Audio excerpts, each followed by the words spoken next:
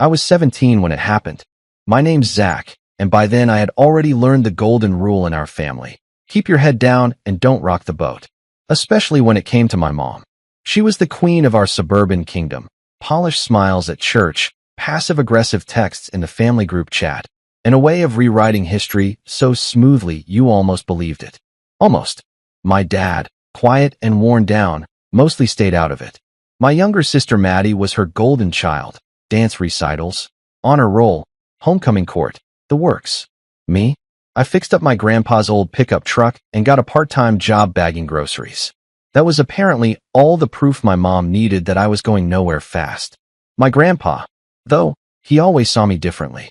I used to help him with odd jobs around his property on the weekends, fixing fences, patching up the barn roof, even just raking leaves while he told me stories about how men used to do things. He was one of those guys who didn't say much unless it mattered, but he always made sure I left with a 50 in my pocket and a jug of sweet tea to take home. He never came out and said he was proud of me, but he didn't have to. He just was.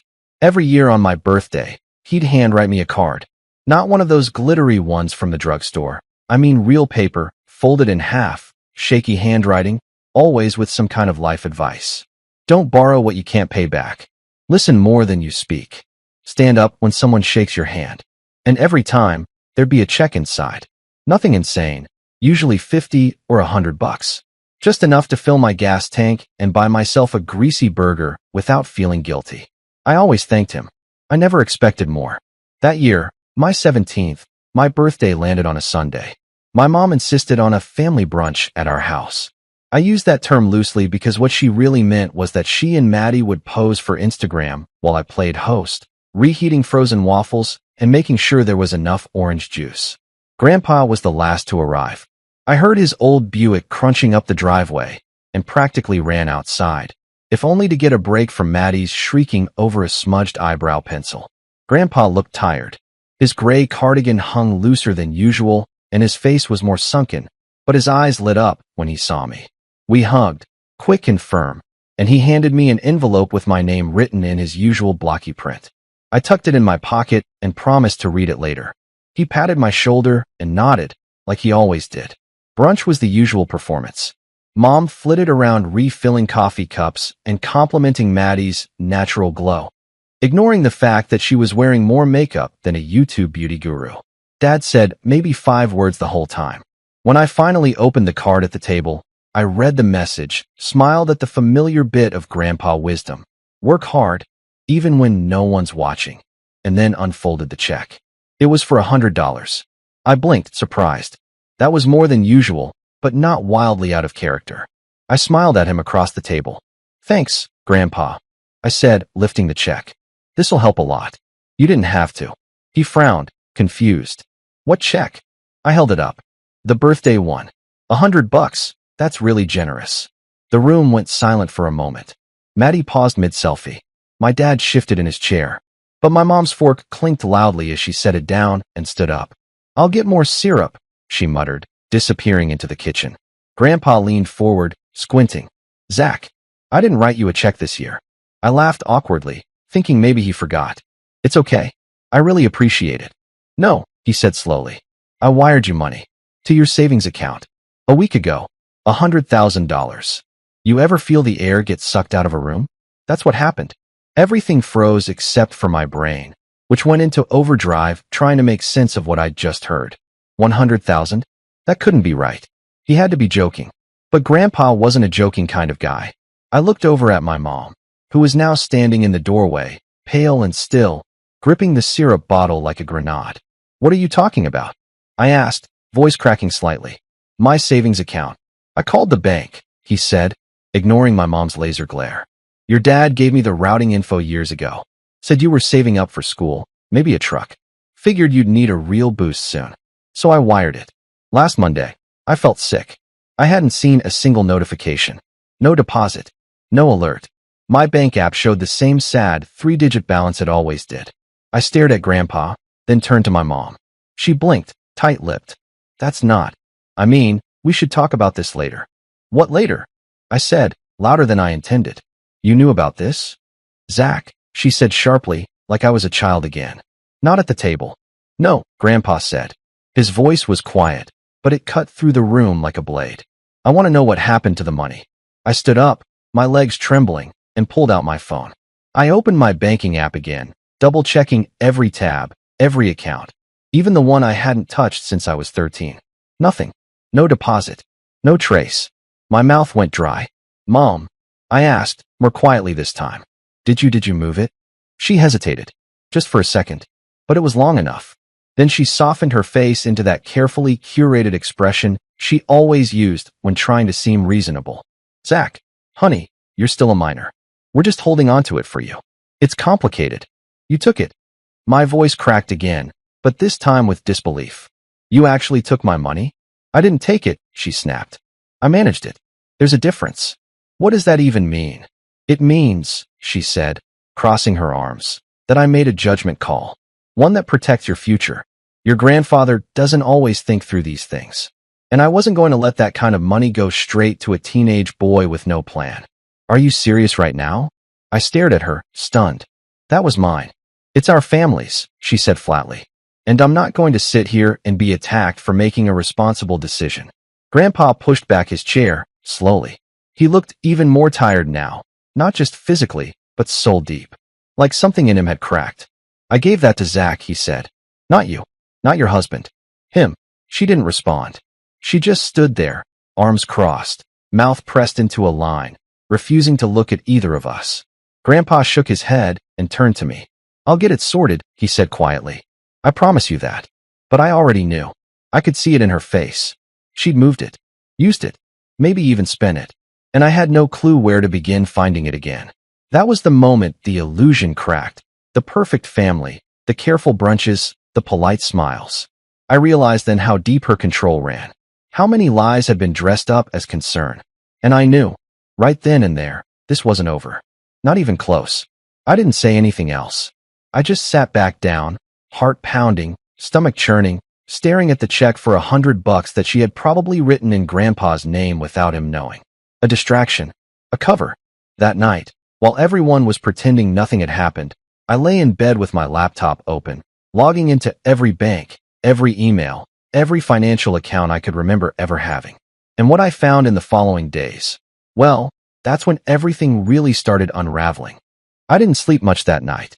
My brain kept circling around one thing. If Grandpa wired $100,000 and it never showed up, where the hell did it go? I kept going over it, trying to convince myself maybe it was just a mix-up, a delay. Maybe he typed in the wrong account number or the bank held it for verification. That made sense, right? I mean, I was 17. Maybe that triggered something. But no matter how many times I refreshed my app, no miracle deposit appeared. My balance was still $348.19. Most of it from last week's grocery shift and a few leftover birthday bills from relatives. The next morning, I waited for my mom to bring it up. She didn't. She hummed while folding towels and went on about Maddie's upcoming dance showcase like nothing had happened. I stood at the edge of the laundry room and just watched her. Calm. Smiling. So composed. Like she hadn't just casually stolen $100,000 from her own son. Can we talk?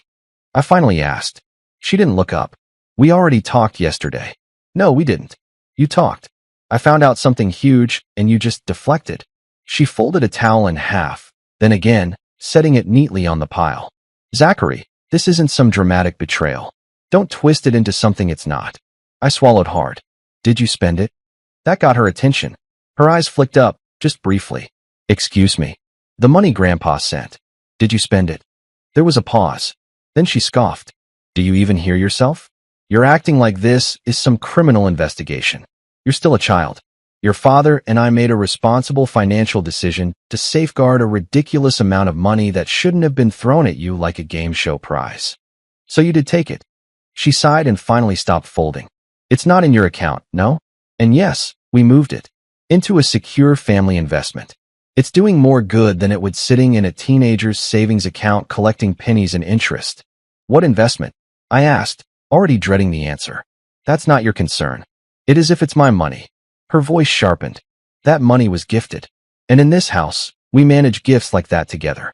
Your grandfather should have consulted us. Why would he need to consult you? I shot back. It was for me. He wired it to me. She set the last towel down, hands trembling just slightly. You're blowing this way out of proportion. No one stole from you. You live here rent-free.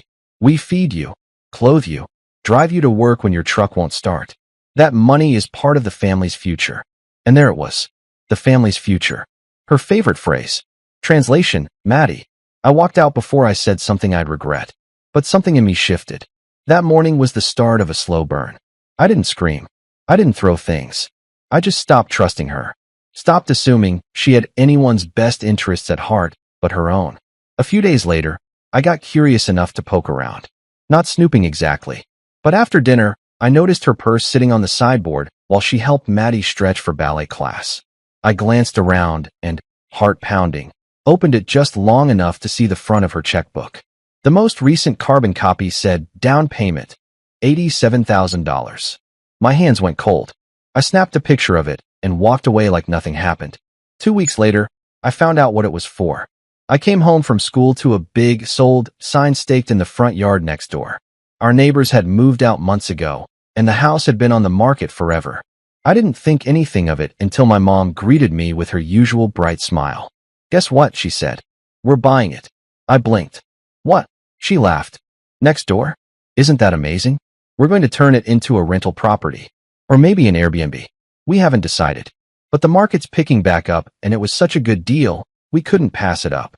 I stared at her. You used my money to buy a house. Don't be dramatic, she said. It's an investment.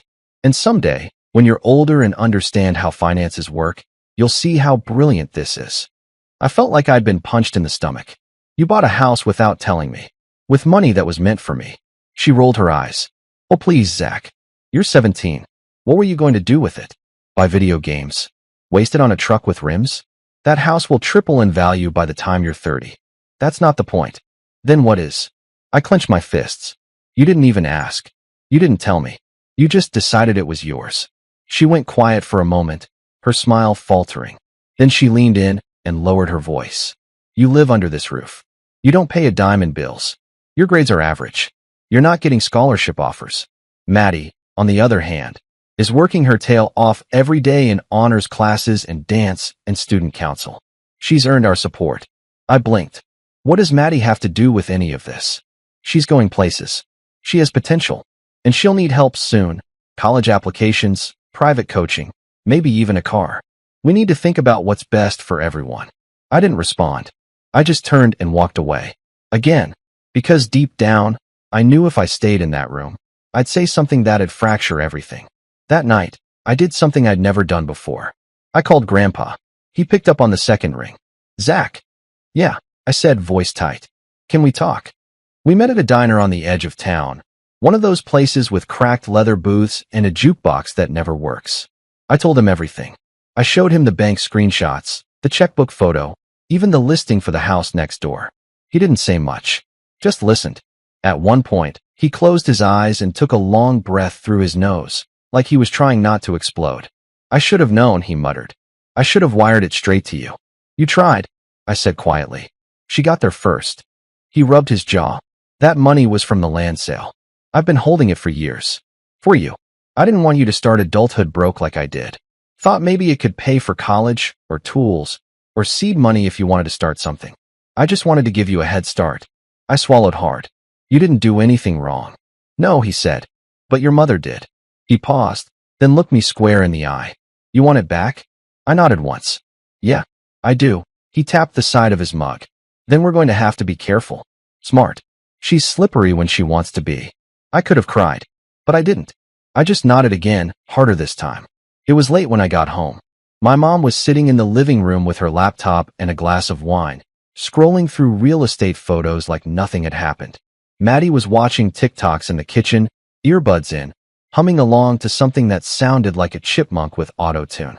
I went straight to my room, locked the door, opened my laptop. That was when I started planning. I dug into county property records, pulling up the purchase details for the house next door. And there it was, listed under an LLC.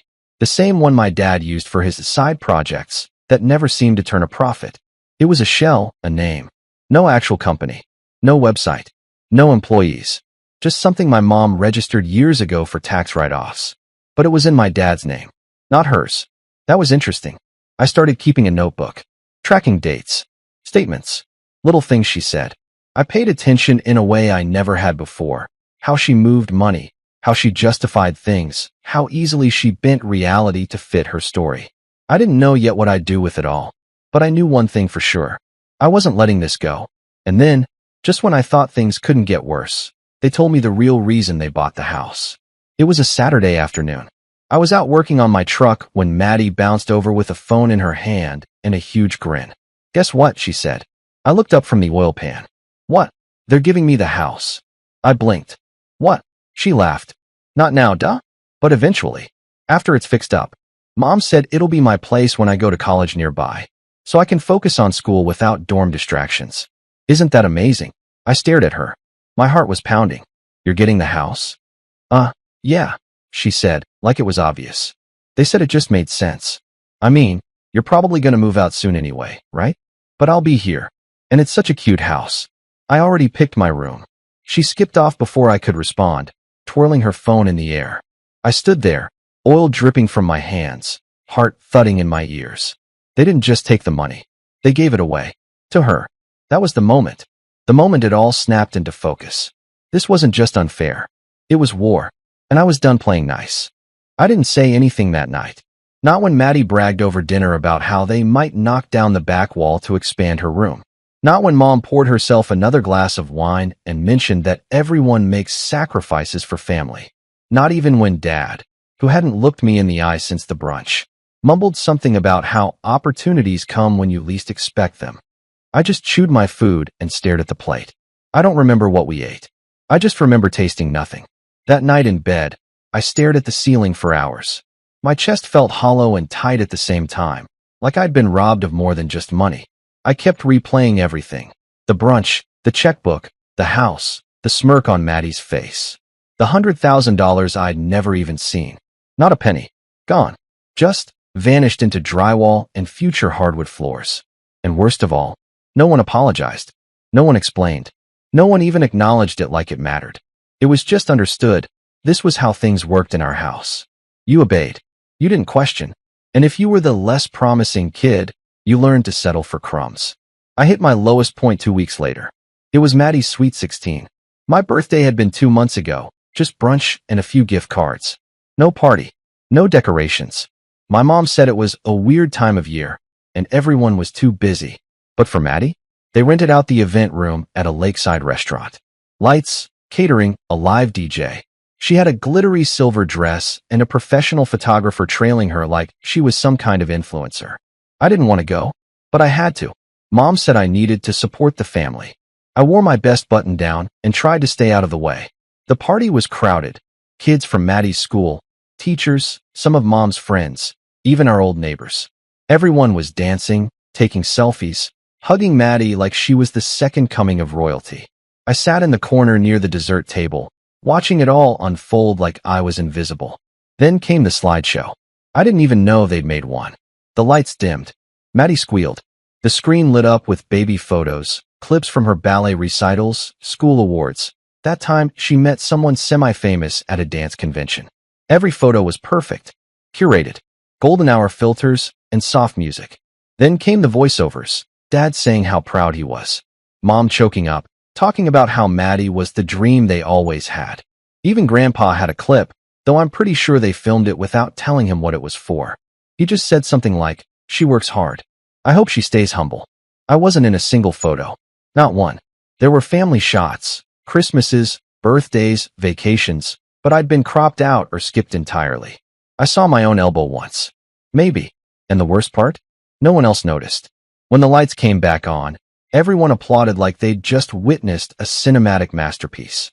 Maddie hugged Mom, wiping fake tears from her eyes. I got up and walked outside. I didn't even realize I was shaking until I leaned against the railing and felt my knuckles clench. It wasn't just about the money anymore. It was like I didn't exist. That night, I stood in front of the mirror and said something out loud I never had before. I'm getting out. I didn't know how or when, but I meant it. I wasn't going to be a footnote in my own life. The next morning, I started the climb. Step 1 was getting back control over myself. I'd been coasting, half-assing school, wasting time online, clocking in and out of my grocery job like it was a prison sentence. I was still smart, but I'd stopped trying years ago. What was the point? In my house, no matter what I did, Maddie outshined it. But now I had a reason. I started staying late at the library, reading everything I could about money, investing, business, personal finance, even real estate law. I watched hours of free lectures online, took notes, made spreadsheets. I downloaded budgeting apps and began tracking every cent I spent. No more fast food. No more impulse junk. Every dollar was a soldier. I was going to build something. At work, I asked to pick up extra shifts. Then I asked the store manager if I could learn more, unloading trucks, managing inventory, helping train new hires. I wanted responsibility. At first he was surprised, but then he started trusting me. Within a month, I was basically assistant managing the back room. A few weeks after that, I got a raise. Not much, but enough to notice. At school, I asked one of my teachers if I could make up missed assignments. He said no one had ever asked him that in October before, but he agreed. I worked through every late paper, every half-finished lab, every missed quiz. I didn't tell anyone why, but my GPA started crawling up. Quietly. At home, I said as little as possible. Mom noticed the change eventually. One night, she cornered me in the kitchen while I was meal prepping a week's worth of turkey sandwiches. "You've been busy lately," she said, voice light. I nodded. "Studying? Working?" "Yeah." She tilted her head. "What's the sudden motivation?" I shrugged. "Just figured it was time." She smiled like she didn't believe me. "Good. Keep it up. It'll look good on scholarship applications. Maybe we can even." I cut her off. "Don't worry about it." She blinked. "About what?" "Scholarships. I've got it handled." Her lips pressed into a line. She didn't like that. I could tell. She liked control. Liked being the savior. Me being self-sufficient didn't fit her script. But she didn't push it. Not then. 2 weeks later, Grandpa called me. "I've been thinking," he said, "about what you said. About not seeing a dime." I braced myself. "I want to make it right," he continued. "I talked to a lawyer. I'm changing the terms of my will." My heart skipped. "What?" "I'm not going to live forever," he said bluntly. "And I'm done trusting your mom with anything related to money. You're getting the farm." I froze. "Grandpa, no arguments. I've already started the paperwork. It'll be held in trust until you're 18. But it's yours. That place was built by our family, and I'll be damned if it becomes some Instagram photo op for Maddie's engagement party." I didn't know what to say. I'd grown up on that land. The barn, the creek, the little shed where Grandpa kept rusted tools and stories from the war. It was the only place that ever felt like mine. And now it was. "Thank you," I whispered. He grunted. "Don't thank me yet. We're going to clean it up, fix the roof, maybe plant a proper garden. You'll need help. I'll be there this weekend." Good.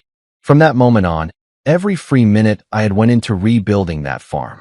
I cleaned gutters, hauled junk, painted walls. Grandpa showed me how to install insulation and check for termite damage.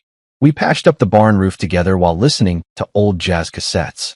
And while we worked, he taught me more than I'd ever learned in school. Not just about carpentry or tools, but about people. How to read contracts. How to see through polite lies. How to trust your gut. That place became my sanctuary. But I didn't tell anyone at home. I didn't tell them that the land was being transferred to me. I didn't tell them that I'd started an online business reselling refurbished tools I picked up at auctions. I didn't tell them about the part-time internship I landed with a local contractor who liked my hustle. I didn't tell them anything, because they weren't entitled to it. They never once asked me how I was doing. They didn't notice that I was gone more often, that my bank account was slowly growing, that I was getting stronger, more confident, more grounded. They didn't see the change, because they weren't looking. Maddie was too busy shopping for new furniture for her future house. Mom was too busy showing off that they owned 2 properties now to her book club. Dad was still drifting in and out of conversations like always, a ghost in khakis. And me? I was building something. Slowly, quietly, but with purpose. And deep down, I was waiting for the right moment. The moment when I'd stop being invisible. The moment I'd pull the rug out from under all of them. Because the truth was, I wasn't just rebuilding myself. I was laying the foundation for something bigger. Something they wouldn't see coming. It started with a spreadsheet. Simple, clean, titled in all caps, Reclamation Plan. I opened a blank Google sheet one night, after everyone had gone to bed. The house was dark, quiet. Except for the faint hum of my laptop and the ticking of that annoying wall clock my mom insisted tied the dining room together. My hands hovered over the keyboard as I thought about what I was really trying to do. This wasn't about money anymore. Not just money. It was about power. Because that's what they'd taken from me. My autonomy. My voice. My place in the family. They'd buried me under fake smiles and golden child Instagram captions, under brunch photos and property deeds, and he's just not focused whispers. But they forgot one thing. I was watching, listening, learning, and I was going to take it all back. That spreadsheet became the blueprint. Tab 1, Timeline. I listed every major event since my birthday. The date Grandpa said he wired the money. The brunch. The check. The day I saw the checkbook. When Maddie said she was getting the house. Every little moment where something shifted. I wanted a record, not just to keep things straight, but because it reminded me this wasn't paranoia. It was a pattern. Tab 2, Evidence. Screenshots, photos, transcripts. I documented everything. I had pictures of the carbon copy from Mom's checkbook, bank statements from Grandpa's wire transfer, emails, texts, even a voice memo I secretly recorded when Maddie bragged about her future house again. I uploaded it all to a secure drive under a fake email account, separate from my usual accounts. Passwords changed. Two-factor authentication turned on. I was leaving nothing to chance.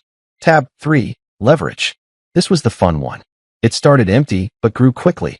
My first major discovery came by accident. I was helping Grandpa clean out one of the old filing cabinets in the barn when I found it. A dusty blue binder labeled LLC Records. Inside were pages of old paperwork, including the original registration forms for the LLC my parents used to buy the house next door. It was dated 6 years ago, but something stood out. My dad wasn't listed as the sole owner. My mom was the majority stakeholder, which meant her claiming it was under Dad's name during that conversation. A lie. A deliberate one. I scanned the whole binder and uploaded the contents.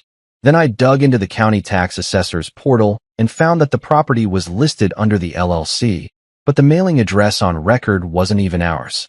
It was my mom's old office building. Another lie. Another layer. They thought I wouldn't look. They really thought I'd just accept it. That same week, I visited a friend of Grandpa's, a retired estate attorney named Mr. Harlan. He still kept an office above the hardware store, mostly to avoid boredom. Grandpa trusted him. That was enough for me. I told him the situation. Not every detail. Just enough to raise the question. If someone wires money to a minor's savings account, and the legal guardian quietly moves it without informing the recipient, what are the options? Mr. Harlan leaned back in his squeaky chair and steepled his fingers. Well, technically, that's not just unethical. It's probably illegal, especially if it wasn't disclosed or documented. I nodded. What if the funds were used to purchase property under an LLC? He arched an eyebrow. Whose name is the LLC under? My mom and dad. And the wire was intended solely for you. From my grandfather. He told me. He has proof. Harlan exhaled slowly. You may have a case. Especially when you turn 18. I paused. What if I don't want to go nuclear? He smiled faintly. Then you start by applying pressure. Quietly. Letting them know you know. People like that? They're not afraid of consequences. They're afraid of being seen. I left that meeting with a folder of advice and a strange sense of calm. I wasn't alone anymore. Over the next few months, I kept working, saving, studying. Grandpa and I built out the back shed into a small office, just a desk, a Wi-Fi booster, and a refurbished laptop I'd upgraded myself. It became my war room. I started a small business refurbishing tools and farm equipment, listing them online with the help of a friend from school who was good at digital marketing. We split profits 70/30ths. By Christmas, I'd saved almost $10,000. I also started offering labor at discounted rates to neighbors and local businesses. Not glamorous, hauling lumber, cleaning gutters, fixing minor electrical issues. But every job taught me something. Every task gave me more independence. My parents didn't notice. Or if they did, they chalked it up to me finally growing up. Meanwhile, I fed them just enough to stay under the radar. Work's been busy. I'm saving up for a better laptop. Just thinking about community college, nothing crazy.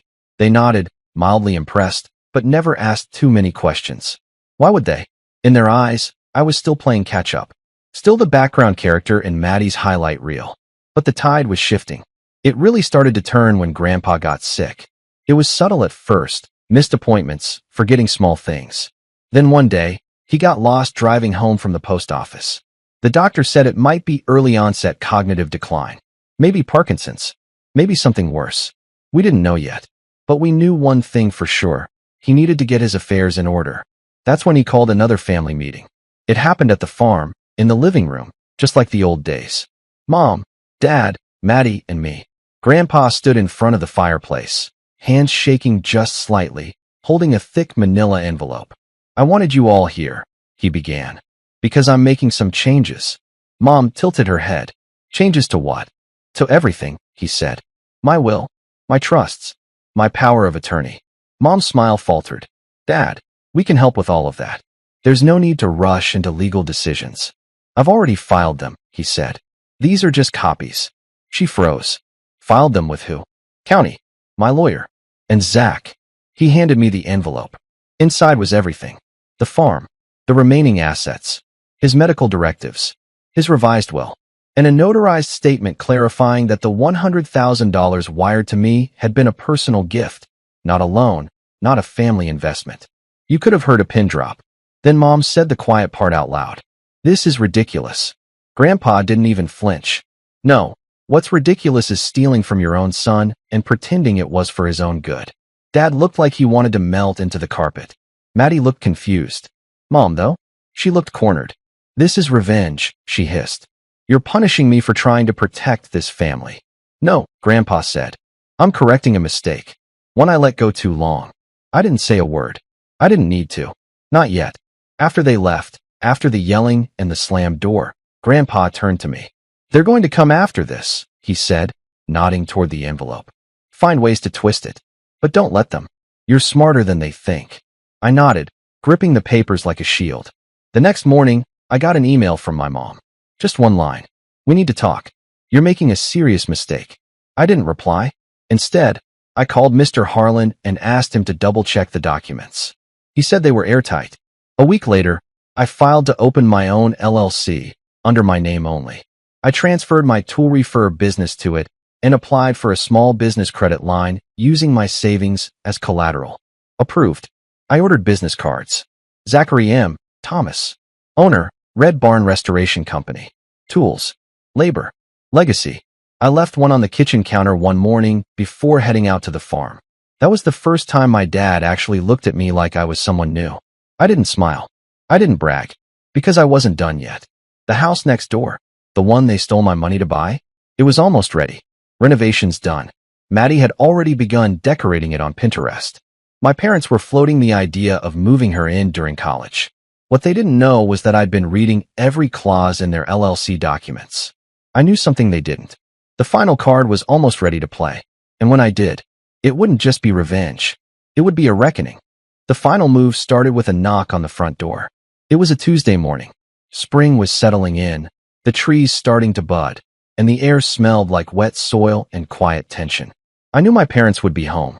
My mom worked part-time by then, some flexible remote gig with a local interior design firm, and my dad was still between roles, which meant wandering the house like a lost tourist. I timed everything perfectly.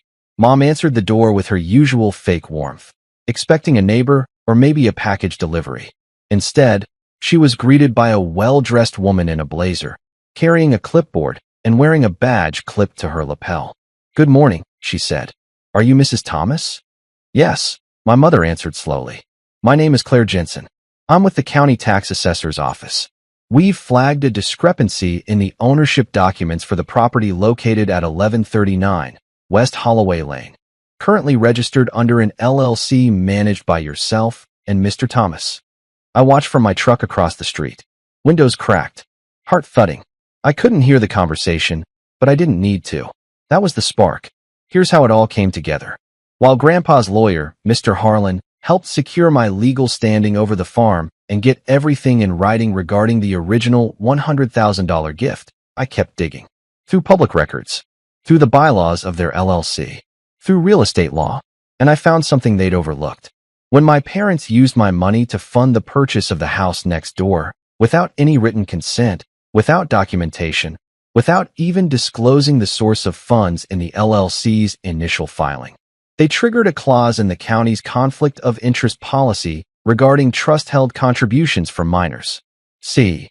In layman's terms, any substantial sum contributed to an LLC from a trust or minor's account must be documented, and the minor must have representation.